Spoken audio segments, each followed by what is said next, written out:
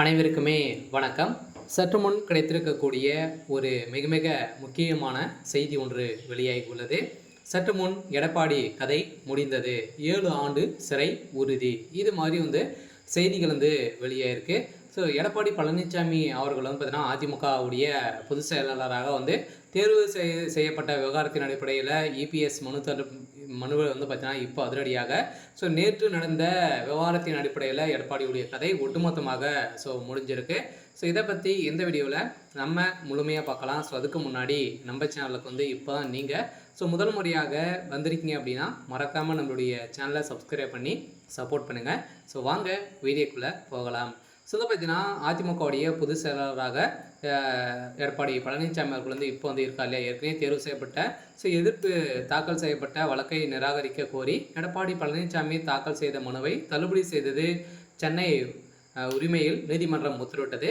இதைத் தொடர்ந்து கடந்த 2022ஆம் ஆண்டு ஜூலை 11ஆம் தேதி நடைபெற்ற பொதுக்குழு கூட்டத்தில் அதிமுக பொதுச் செயலாளராக எடப்பாடி பழனிசாமி அறிவிக்கப்பட்டதை எதிர்த்தும் பொதுக்குழு தீர்மானத்தை எதிர்த்தும் திண்டுக்கலை சேர்ந்த சூரியமூர்த்தி என்ற சென்னையில் உரிமையாளர் நீதிமன்றத்தில் மனு தாக்கல் செய்தார். அவர் தன்னை அதிமுக உறுப்பினர் என கூறப்பட்டிருந்த நிலையில் அவர் தாக்கல் செய்த மனுவில் பொதுச் செயலாளர் அடிப்படையில் உறுப்பினர்களாகவும் மட்டுமே தேர்ந்தெடுக்கப்பட வேண்டும் என தெரிவிக்கப்பட்டிருந்த நிலையில் இந்த வழக்கை நிராகரிக்க கோரி எடப்பாடி பழனிசாமி தரப்பில் தாக்கல் செய்யப்பட்டது.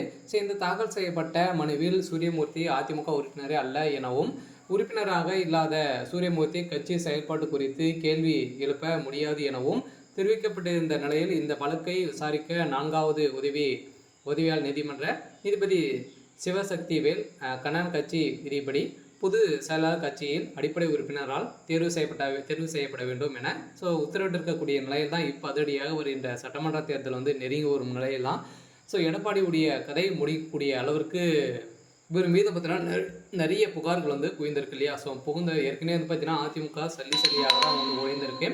இந்த நிலையில் இப்போ அதிரடியாக பார்த்தீங்கன்னா எடப்பாடியுடைய கதை பொதுச் செயலாளர் பதவியில் தூக்கிறதுக்கான அனைத்து ஏற்பாடுகளுமே நடந்துட்டு இருக்கு. அதே மாதிரி பாஜக பார்த்தீங்கன்னா கூட்டணி வைத்து தான் வருகின்ற சட்டமன்ற தேர்தலில் போட்டியிட போகிறாரு அப்படின்ற மாதிரி பார்த்தீங்கன்னா எடப்பாடி பிரச்சாரத்தில் சொல்லி வரும் நிலையில் இதுவும் பார்த்தீங்கன்னா பெரும் அதிர்ச்சியும் ஏற்படுத்தியிருக்கு. இந்த நிலையில் அதிமுகவில் ஒரு மிகப்பெரிய மாற்றங்கள் வரப்போகுது. இருந்தாலுமே எடப்பாடி பழனிசாமி அவர்களுக்கு ஒரு மிகப்பெரிய கேள்விக்குறியாக தான் இருக்குது. இருந்தாலும் எடப்பாடி பழனிசாமி அவர்களும் பார்த்தீங்கன்னா 7 ஆண்டுகள் சிறை தண்டனை விதிக்க போகிறதாக தகவல் வெளியாக இருக்குது. இது இந்த பொதுச் செயலாளர் பதவி பார்த்தீங்கன்னா முறைகேடாக பயன்படுத்தி இவர் வந்திருக்காரு அப்படின்ற மாதிரி ஒரு அஃபிஷியலான தகவலும் வெளியாக இருக்குது. சரி, ஓகே. இன்னைக்கான அப்டேட் இதுதான். மறக்காமல் நம்மளுடைய சேனலை சப்ஸ்கிரைப் பண்ணி சப்போர்ட் பண்ணுங்கள். தேங்க்யூ.